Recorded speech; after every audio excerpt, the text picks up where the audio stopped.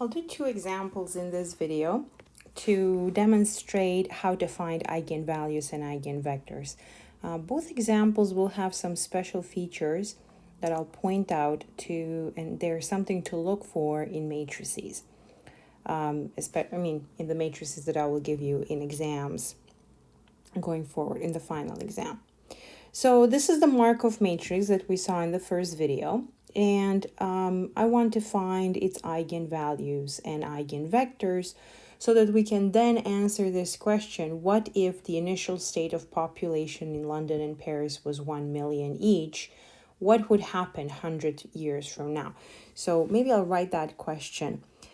If the population in Paris and London is 1 million each, what will the population be 100 years from now? So you might imagine this type of question being asked in some kind of social studies, epidemiological studies, statistics, really some relevant places. So we're assuming that the initial state vector has 1 million here. I'll just write an M, right? And what we want to know is what is U100, right? And we certainly don't want to multiply the matrix A 100 times, or even the matrix, even the vector U by the matrix A 100 times. That will take a very long time. I can't do that in a 15-minute video, and I'm bound to make mistakes.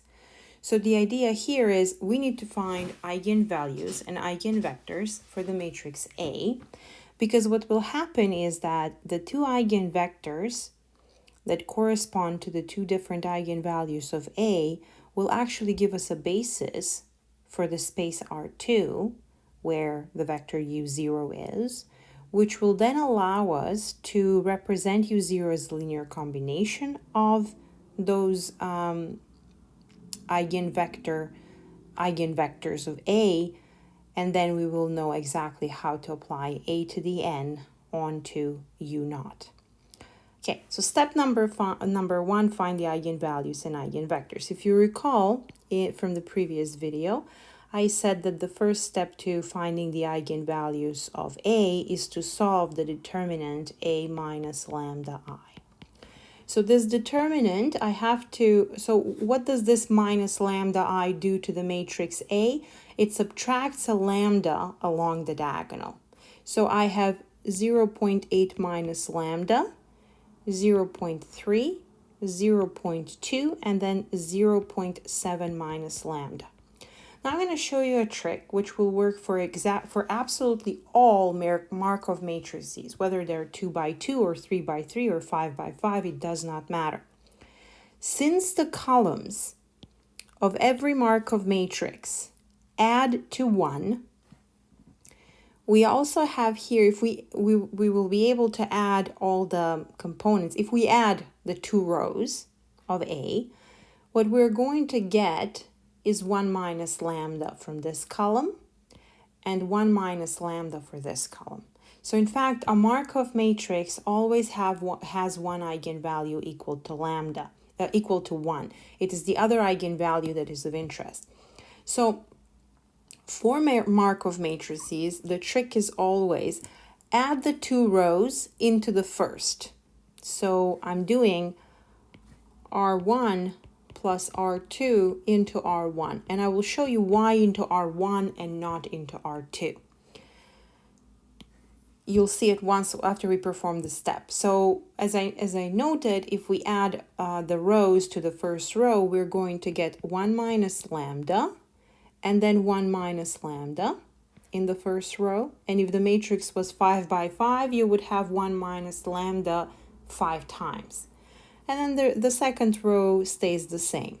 We know that this type of operation does not change the determinant. Now, since 1 minus lambda is a common multiple of the first row, I can factor it outside of the matrix. So I have 1 minus lambda times 1, 1, 0.2, 0.7 minus lambda. So the idea of y adding into the first row is that I was able to factor out of the first row, which means that my first pivot is now a 1. Now in a 2 by 2 matrix, I could just apply the formula for determinants and I know that I will be able to find that second lambda. But imagine this was a bigger matrix. Now you have a 1 in that first pivot position and elimination underneath is easy. Elimination with 0.8 minus lambda, not so easy. I wouldn't want to do it. It will just come out messy. Whereas factoring out 1 minus lambda is just beautiful, very easy to solve.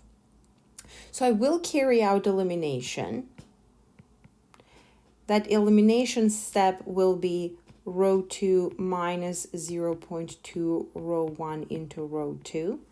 And what we will get is I have to copy 1 minus lambda. Then I have 1, 1, 0.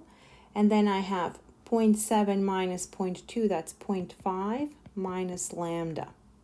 The determinant of this 2 by 2 matrix is just 0.5 minus lambda. So I got 1 minus lambda times a half minus lambda.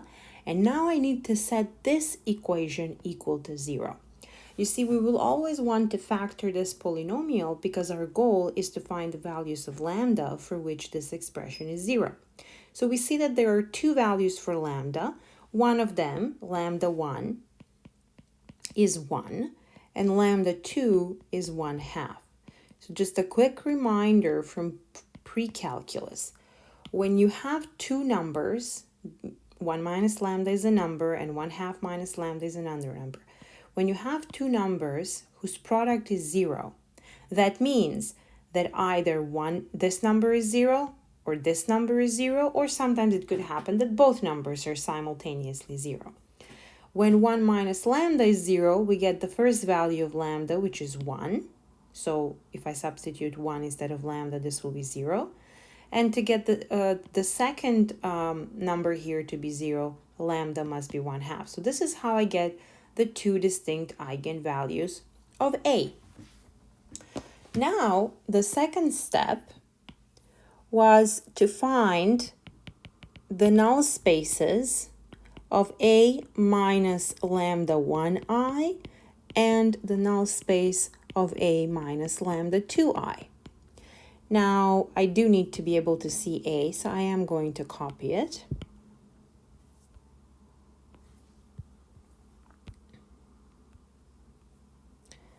And if you recall, lambda 1 is a 1, lambda 2 is a 1/2.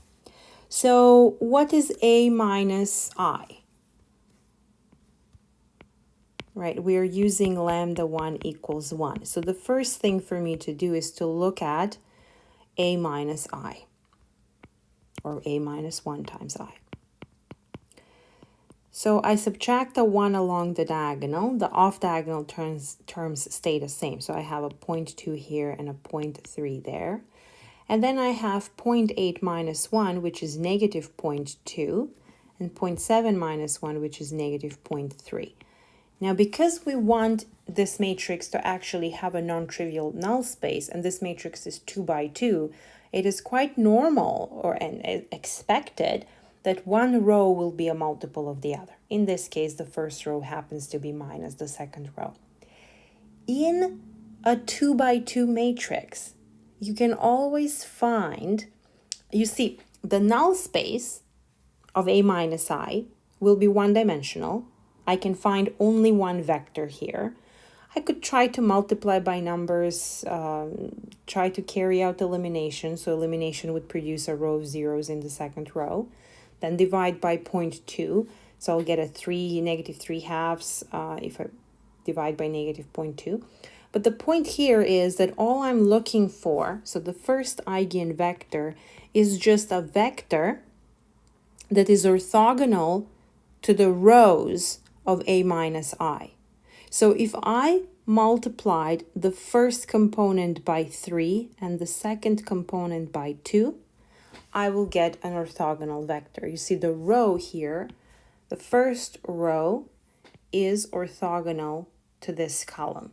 The second row is also orthogonal to this column. So how do I get the 3 and the 2?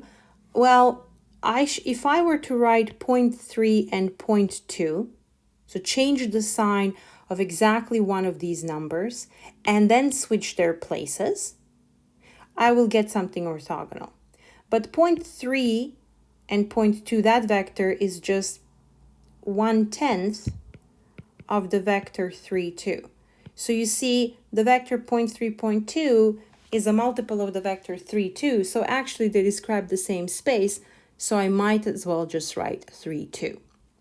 You can carry out elimination and find the null space however you like. So this vector represents a basis for the null space of A minus I.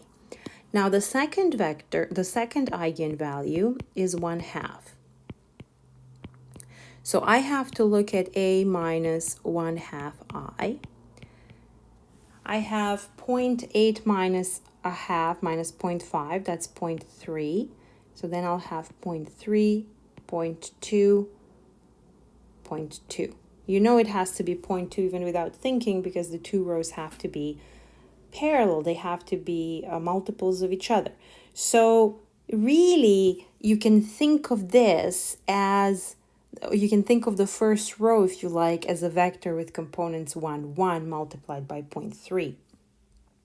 So what I see is that the second eigenvector, or the eigenvector here, would be of the form 1, -1. Now, this type of vector multiplying the first row or the second row will give you 0, which is exactly what is in the null space of the second matrix.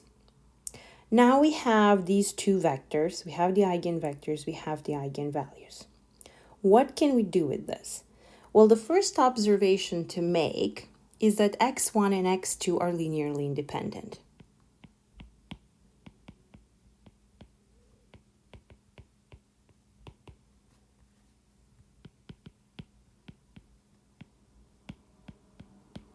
What this means, why are they linearly independent? Because one is not a multiple of the other. So it's very easy when you're in the 2x2 case. Now, what does it mean, or what can we conclude from the fact that x1 and x2 are linearly independent? Well, we can conclude that we have a basis for the space R2. That means any vector in R2 can be represented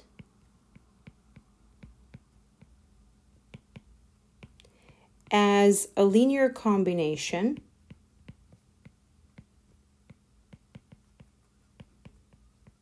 of the vectors x1 and x2.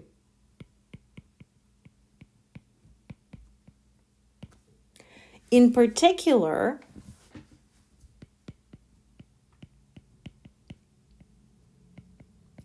the vector 1, 1, which was u0, so u0 is 1, 1, where 1 represents 1 million population, can be represented as C1 times 3, 2 plus C2 times -1, 1. So can we just take a look and think how we could do this? Sometimes by observation we can quickly see what C1 and C2 really are, and sometimes we actually have to solve the system. Either way works. So let's solve the system. I don't see it right away. I will just solve. So I have this system. How do I solve? You could use Kramer's rule if you like. Or maybe this is a more familiar form. So we have 3, 2, -1, 1 times C1, C2 equals 1, 1. So you think of this as the matrix A, and you think of this as the vector B, and you could just use Kramer's rule. You know that C1 will equal So in the bottom, we have the determinant. Well, maybe I shouldn't use A.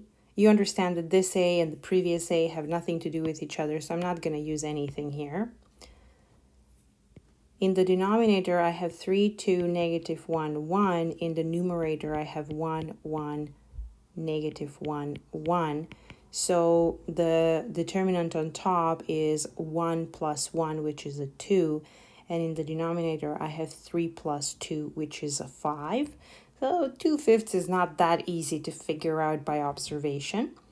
And then C2, well, we know that in the denominator we have a 5. Okay, I guess I'll write the whole thing.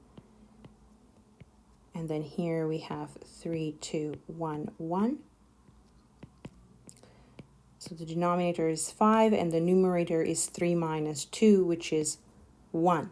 So you see we have the vector u0 is 2/5 x1 plus 1/5 of x2. Okay, how can we use this to figure out un or u100? So I'll do it in general. Un equals a to the n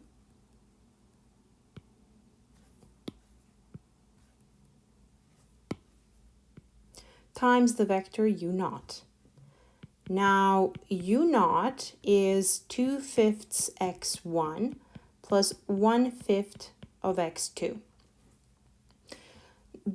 You see, constants, it doesn't matter where they are. We can always flush them to the left. So I get 2/5 of a n x1 here plus 1/5 a to the n x2. Now, since x1 and x2 are eigenvectors of A, I know in which way the map A to the n works on these vectors. I know that I have 2/5 times lambda 1 to the power n multiplying x1 plus 1/5 lambda 2 to the power n multiplying the vector x2. I have the values for lambda 1 and lambda 2, so I can just replace them here. I have 2/5 times lambda 1, if you recall, is just 1. So lambda 1 to the power n is still a 1. So here we just have x1 plus 1/5 times lambda 2 is a half to the power n x2. So we have u sub n equaling this. Now, what did I say? I said that because x1 and x2 give us a basis for R2, it means any vector can be represented as their combination. So it's not surprising that we are seeing un as a combination of x1 and x2. It is supposed to be that.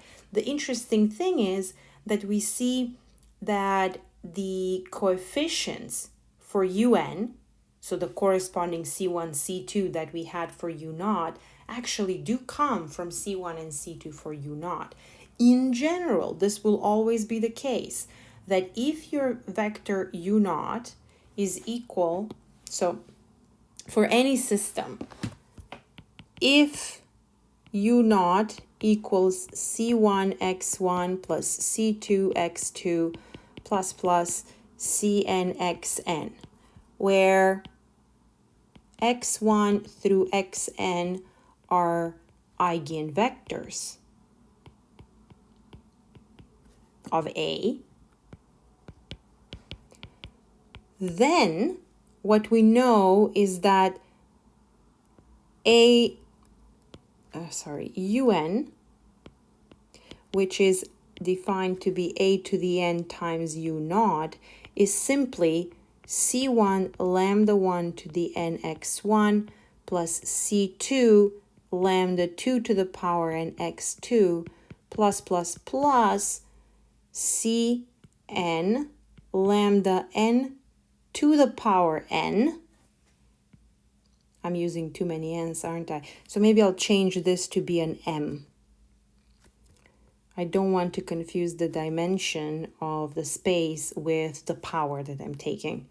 So this will be x sub n. So you see the coefficients C1, C2, Cn for that we have for U0 to show how U0 is a combination of the eigenvectors x1 through xn, gives us the coefficients for the vector U sub m, the mth state, as a combination of x1 through xn using the eigenvalues. So this is very powerful. We know how the matrix A to the m acts on the vector U0, or actually on all vectors in Rn, provided that we express those vectors as linear combinations of the eigenvectors. So this is a very powerful thing indeed. Now let me go back to the problem. So what did we learn by figuring out what U sub n is? Well, we know exactly what the population will be 100 years from now. Let's see that. So going back to our problem, this is the population. So I need x1 and x2. You see the values 1 million, 1 million, they're already incorporated in the 2/5 and the 1/5. But I do need to know what x1 and x2 were. So I think this was a 2 and a 3. So 3, 2, and then negative 1, 1.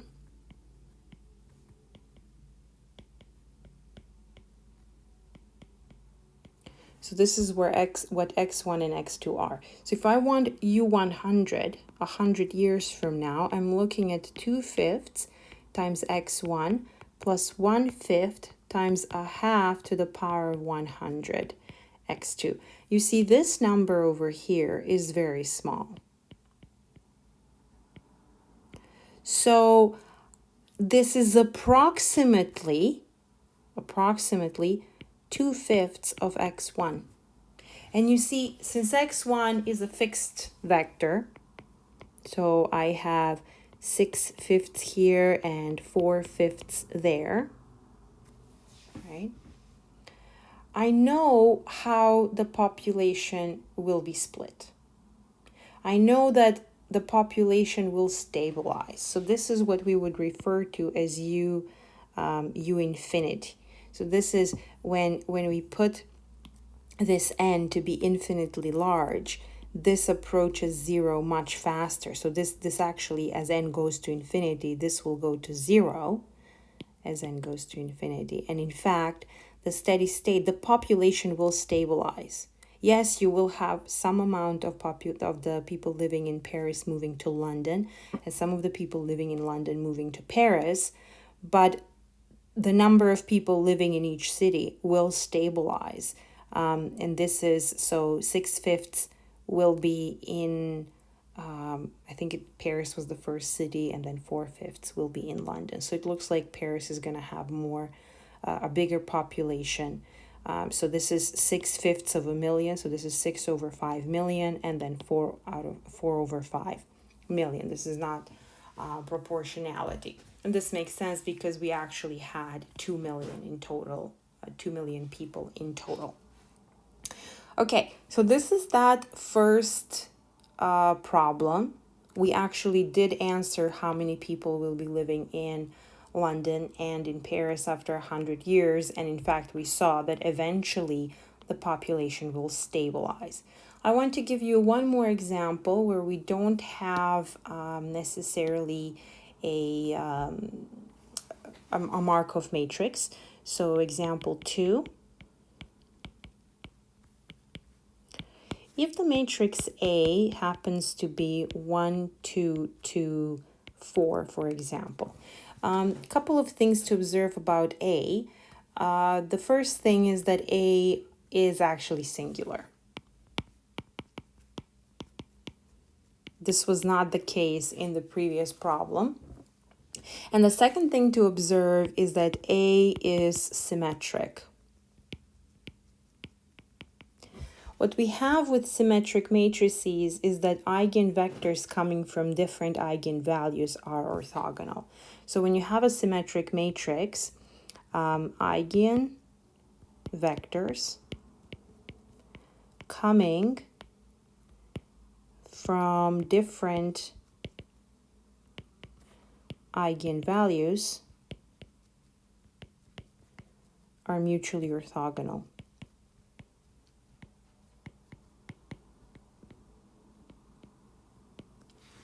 There are a few other things that are good about symmetric matrices, such as that the lambda values are always going to be real numbers, because sometimes when you have a polynomial in lambda, the values are complex, but we will not see such examples. Now, what about the fact that A is singular? What does that tell us? Well, A singular means that A times X is 0, is satisfied for all vectors in the null space of A, and the null space of A is not 0. So there are non-zero vectors X that satisfy this. Well, those vectors X are in fact eigenvectors corresponding to the eigenvalue 0. So the fact that A is singular tells us that one of the lambda values is 0, and the corresponding eigenspace is simply the null space of A. So we immediately, if you see that A is singular, you know that one of the eigenvalues is 0. You could you don't have to look at that. You can just go straight away into the process that we had. So when I look at the determinant of A minus lambda I, what do we get? So we get 1 minus lambda, 2, 2, 4 minus lambda. Now the same idea of adding everything to the first row doesn't make sense, because you're not going to get the same common multiple, because the columns of A don't add to the same number. But whenever they do add to the same number, then adding everything to the first row is a pretty neat trick. Here, let's just apply the formula for a 2 by 2 determinant. So this determinant is 1 minus lambda times 4 minus lambda minus 4. So I'll open parentheses here because I have to combine this negative 4 somehow. And I get, so 1 times 4 is 4. 1 minus lambda, you get negative lambda. So 1 times negative lambda. Negative lambda times 4 is minus 4 lambda. And the negative lambda times negative lambda is lambda squared. And then I have minus 4. So you see here, 4 and minus 4 add up to 0. I'll simplify this a little bit. I'm getting lambda squared minus 5 lambda. And anytime you're working with polynomials, you want to factor. So lambda, being a common multiple, can be factored out, and then I have lambda minus 5. And what I want is for this expression to be equal to 0. As noted in the previous example, this implies that either lambda 1, well, it means lambda 1 is 0 and lambda 2 is 5. In other words, in order to get this equality to be true, we either need lambda to be 0 or lambda minus 5 to be 0. So as noted, lambda 1 is 0, and that corresponds to the fact that your A is singular. So now the second step was to find the null space of A and the null space of A minus 5i. Just a reminder, A was this matrix 1, 2, 2, 4. So how can we find the null space of A? So that corresponds to lambda 1 being equal to 0. So there we find the null space of A. Or for the null space of A, we have one special solution. And really, you realize when you look at 2 by 2 matrices, since the two rows are multiples of each other, you could just ignore the second row, forget it's even there, and just find one vector orthogonal to the vector 1, 2. One such vector would be negative 2, 1, for example, which is also the special solution if you were to follow the route of finding null space the way we normally did. Now, the second eigenvalue is 5. So I have to look at the matrix A minus 5i. So I need to subtract a 5 along the diagonal. 1 minus 5 is a negative 4. Then I have a 2 here, a 2, and then 4 minus 5 is a negative 1. Did I make a mistake? No, I didn't make a mistake. So you see that the two rows are multiples of each other. The first row is minus 2 times the second row, or you could say the second row is minus a half of the first row. Essentially, you can ignore whichever row you like because they're both multiples of each other. So I'm going to ignore the first row because the second has smaller numbers. And I'm going to look for a vector which is orthogonal to the vector 2, negative 1. Well, an obvious solution would be the vector 1, 2. So the vector 1, 2 is orthogonal to both rows in A minus 5I, and that is exactly what the null space is. So we have found these two pairs of eigenvectors for two distinct eigenvalues. And as noted, because the matrix A is symmetric, these two vectors are orthogonal. So that's a pretty neat property that symmetric matrices have. And if I wanted to represent a third vector as a combination of these two, I very well can, because R2 is really spanned by these two vectors, negative 2, 1, and 1, 2. That's very powerful because it tells us if we want to apply powers of A onto these vectors, we know how to do it. Okay, that's enough for this video.